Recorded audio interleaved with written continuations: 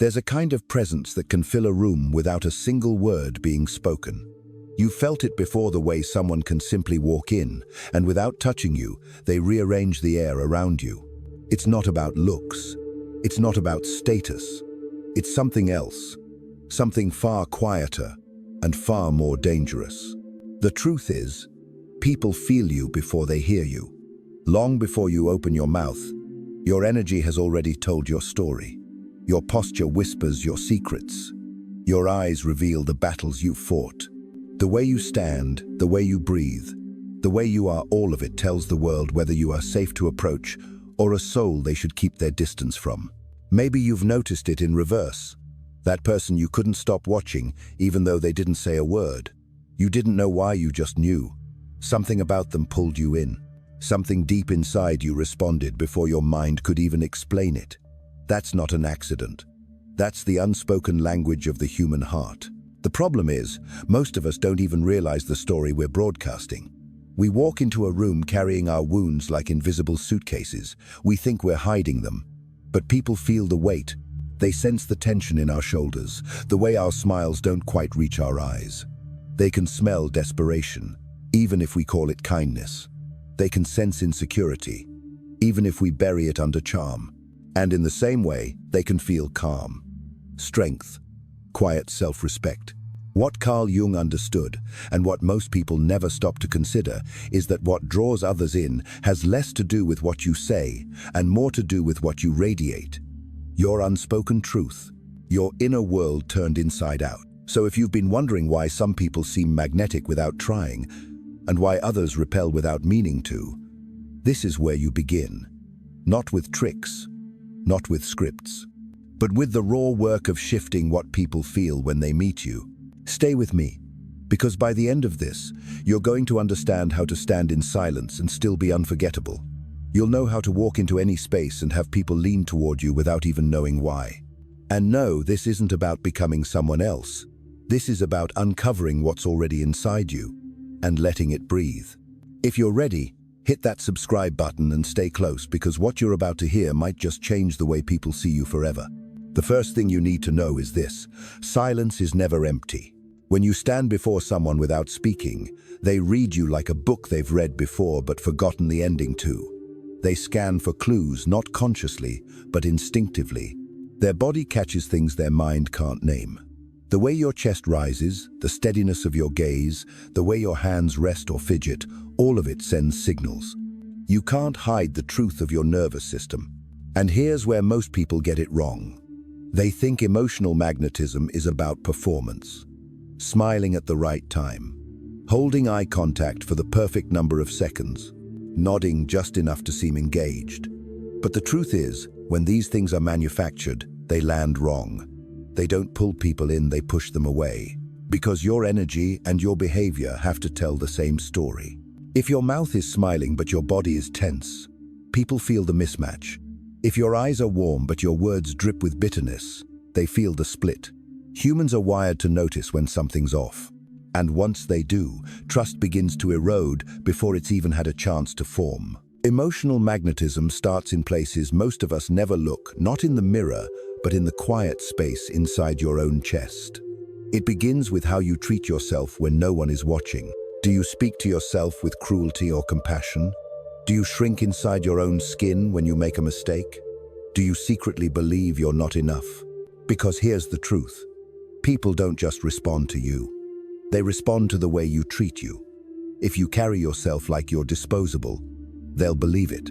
If you walk into a room like you don't belong, they'll agree. If you show up already apologizing for existing, they'll sense it before you open your mouth.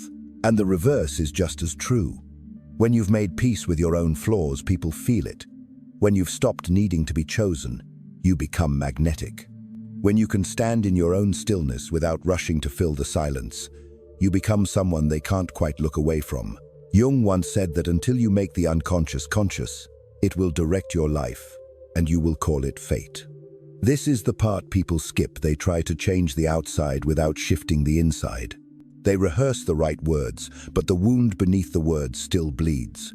They polish their image, but their presence still trembles. The most magnetic people aren't perfect. They're the ones who are at peace with not being perfect. And that peace, that quiet, grounded, unshakable presence, is what draws others in without a single syllable. You've probably met someone who seemed untouchable not because they were cold, but because they didn't need anything from you. They could look you in the eye without trying to convince you of their worth. They could laugh without checking to see if you were laughing too. They could walk away without making it feel like a punishment. That's the strange paradox of human connection. The less you need to be validated, the more people want to validate you. Not because you're playing games, but because your energy says, I'm whole, whether you choose me or not. Think about the last time you were around someone who was desperate for approval. Maybe they agreed with everything you said, even when you could tell they didn't mean it.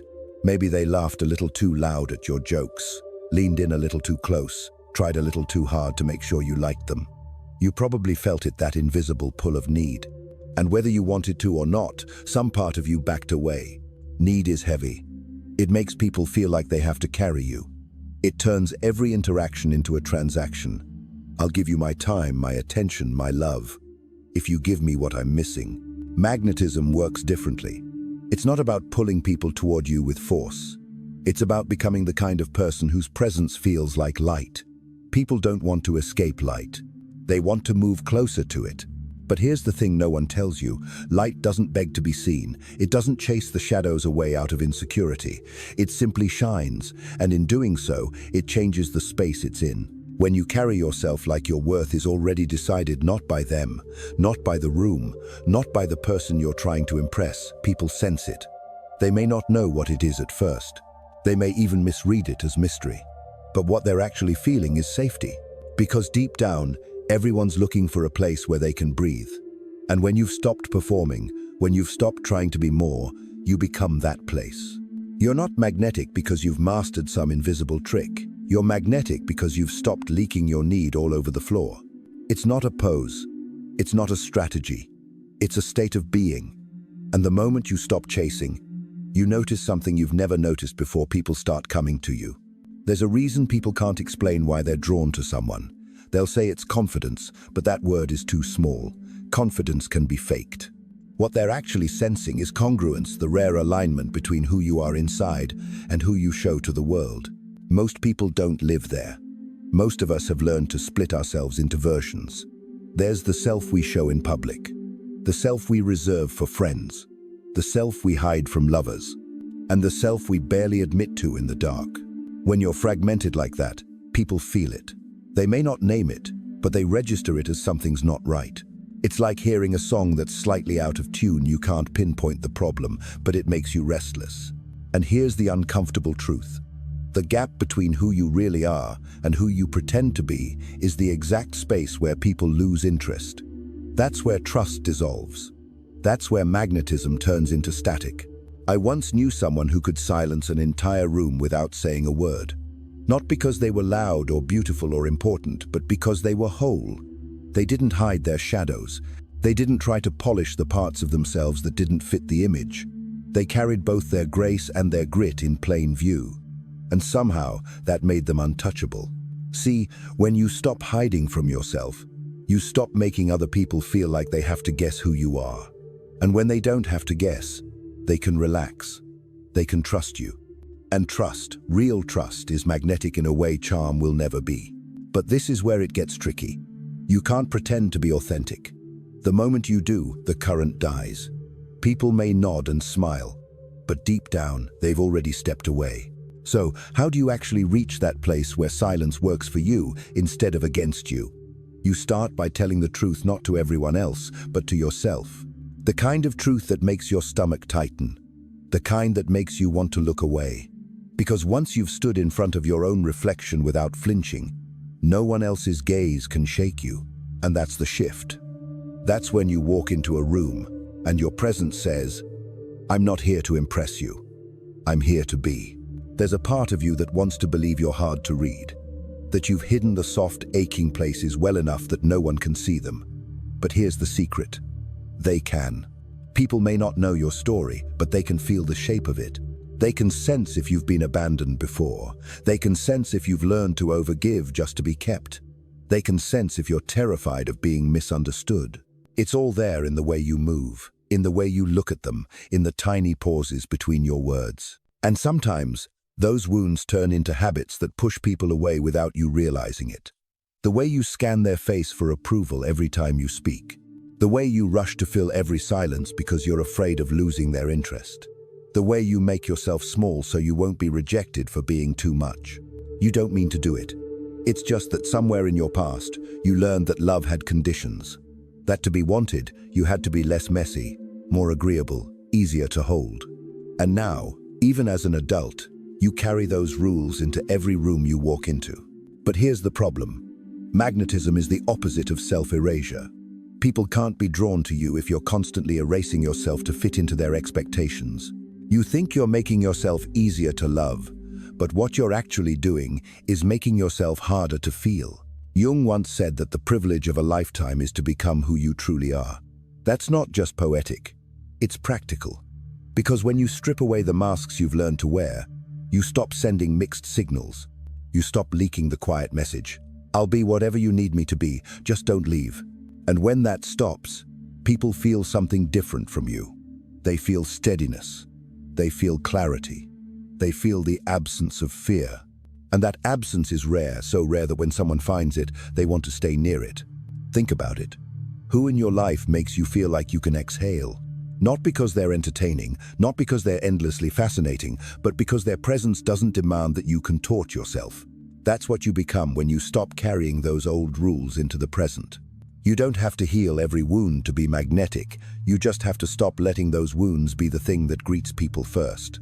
The moment you decide you don't have to perform anymore, everything changes. But deciding isn't just a thought. It's something your body has to learn. You can tell yourself, I am enough. But if your shoulders are still caved in, if your voice still drops like an apology, your body will keep broadcasting the old message, I don't belong here. That's why this shift starts in the smallest, most ordinary moments. It's in the way you hold yourself while standing in line for coffee. Do you scroll your phone to avoid being seen? Do you fidget and shrink like you're waiting to be dismissed? Or do you stand with your feet planted, breathing in a way that says you have every right to take up space? It's in the way you sit at a table with others. Are you leaning forward in a way that feels like you're chasing their attention? Or are you settled back, comfortable enough to let the conversation come to you? People notice these things, not with their minds, but with their bodies. They respond to what you radiate long before they respond to what you say. And when your energy says, I'm not in a hurry for you to approve of me, people lean in. This is not arrogance. Arrogance is the armor of the insecure. Real magnetism doesn't need armor. It doesn't need to announce itself. It's just there, like the calm weight of a stone that's been in the river long enough to stop fighting the current. You don't have to be the loudest, the most interesting, or the most charismatic person in the room. In fact, the people who seem to have that effortless pull are rarely performing at all. They're listening. They're present. They let silence do some of the work for them. And maybe that's the piece no one ever told you. Silence isn't the absence of connection. It's the space where connection grows.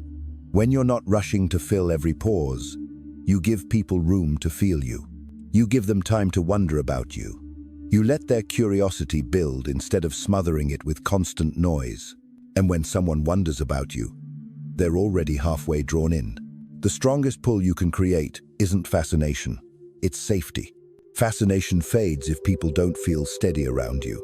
They might be curious for a while, but curiosity alone won't make them stay. What keeps them is the quiet, unshakable sense that they can be themselves in your presence without penalty. Think about it.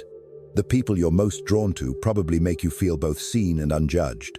You can stumble over your words, admit something awkward, even sit in silence with them, and you don't feel like you've ruined anything. That feeling is gold. It's rare, and it's unforgettable. To create it, you don't have to be endlessly agreeable. You don't have to nod at every opinion or laugh at every joke. In fact, the opposite is true. People feel safe with you when they know you're grounded enough to hold your own truth without punishing them for theirs. That's where intrigue begins to layer in.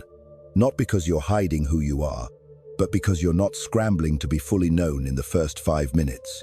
You let yourself unfold slowly, like a book that only reveals a few pages at a time. Jung understood this. The mystery that draws people in isn't about pretending to be someone you're not. It's about having enough depth that no one could possibly see all of you at once. Most people empty themselves too quickly. They rush to give everything away: their story, their struggles, their every opinion, hoping that full transparency will buy them connection. But real connection isn't bought with oversharing. It's built with presence. When you speak, let it come from stillness. When you listen, let it be complete. When you look at someone, don't look past them or through them, look into them, as if you're not in a hurry to get anywhere else. People will remember that feeling long after they forget your words. And here's the quiet truth. You don't have to make anyone chase you. You just have to become the person who makes them want to stay. The moment everything changes is not when someone else chooses you. It's when you choose yourself. It sounds cliché until you've lived it. Until you've sat in a room where the old you would have fought for attention and instead you just didn't. You didn't chase. You didn't try to make yourself more interesting. You didn't bend yourself into shapes just to be noticed. You simply let yourself exist, without apology. And that's when you notice it. People begin to orbit you differently. Conversations last longer. Eye contact lingers. They lean in, even if they don't understand why. This is not magic. It's recognition. You've stopped treating yourself like a background character, and so they stop treating you like one. But here's the thing. You can't fake this shift.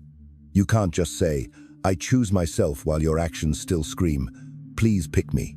You have to let go of the tiny bargains you've been making, the ways you trade your authenticity for a sliver of approval. It's in the small choices. Not laughing at a joke that cuts you just because you don't want to be too sensitive. Not holding back an opinion out of fear they'll think less of you. Not agreeing to something that costs you more than you're willing to pay, just so you won't disappoint anyone. Every time you honor yourself in those moments, you send out a frequency that says, "I belong here, with or without your permission." And people feel that. They trust it. They want to be near it. This is why some people can stand in silence and still command a room, not because they're trying to project power, but because they're not leaking their power away.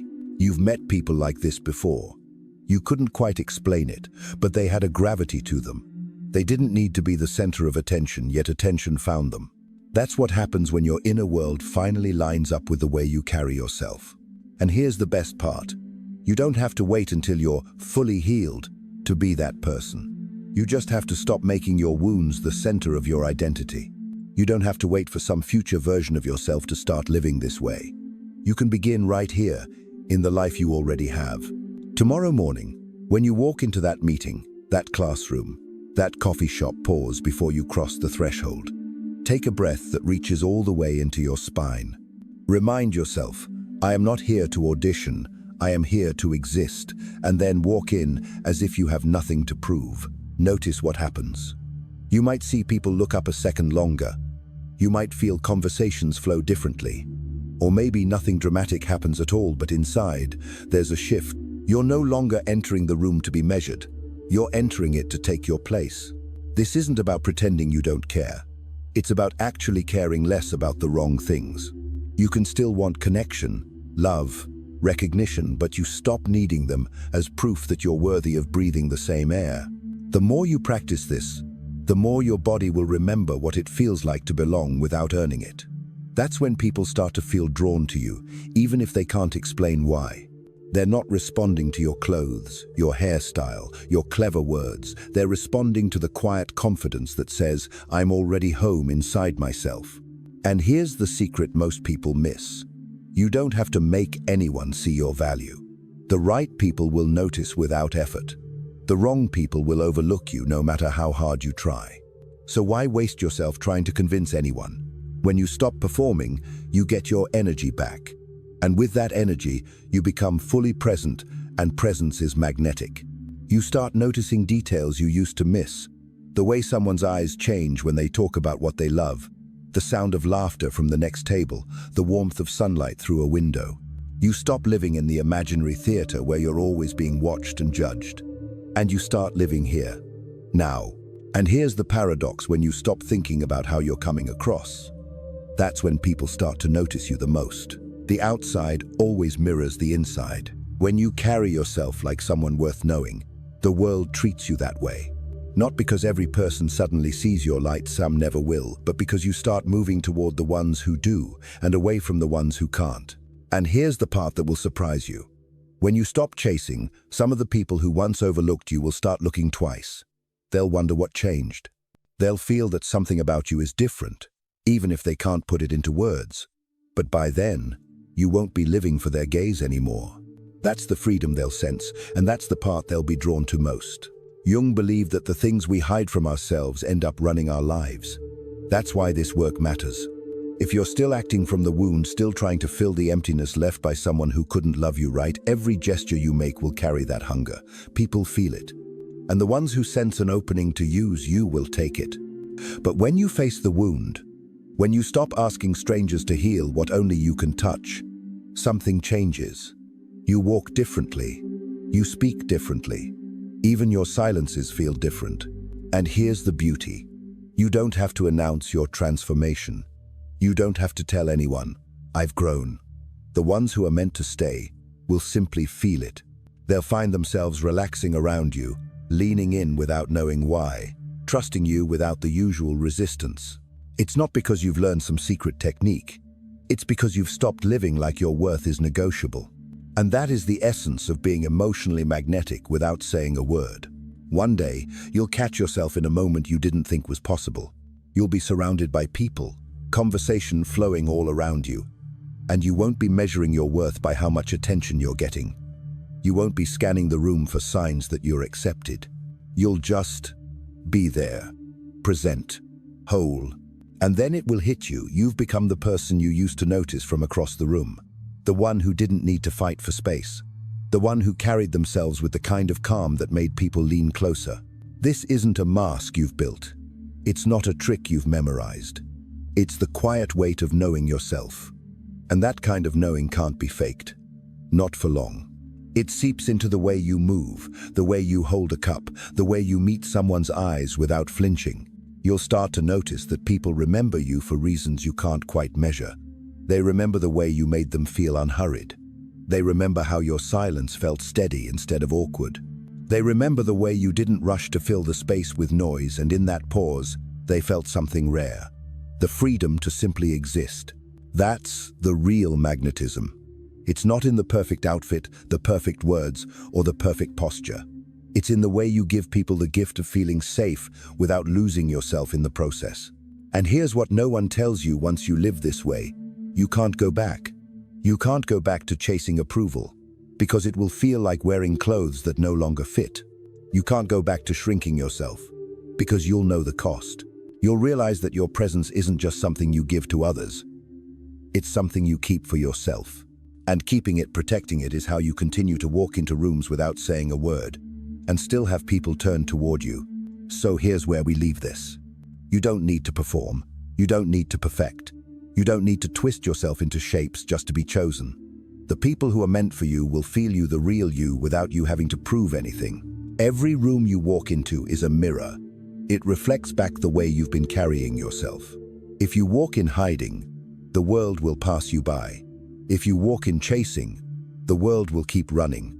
But if you walk in whole, even if you're still a little scared, even if your voice still shakes, sometimes the right people will find you. And when they do, you won't have to grip them tightly in fear of losing them.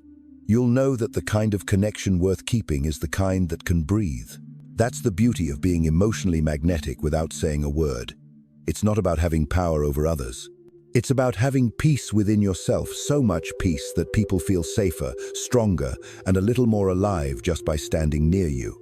And if you take nothing else from this, take this. You already have what you're searching for. You're not missing anything. You're simply learning how to stand in it. Thank you for being here, for listening with both your mind and your heart. If this spoke to you, if it made you see yourself a little differently, then stay close. Subscribe. Share this with someone who needs to hear it. And keep coming back. Not because you need my voice, but because sometimes we all need a reminder of our own. Until next time, keep your silence steady, your gaze honest, and your presence undeniable.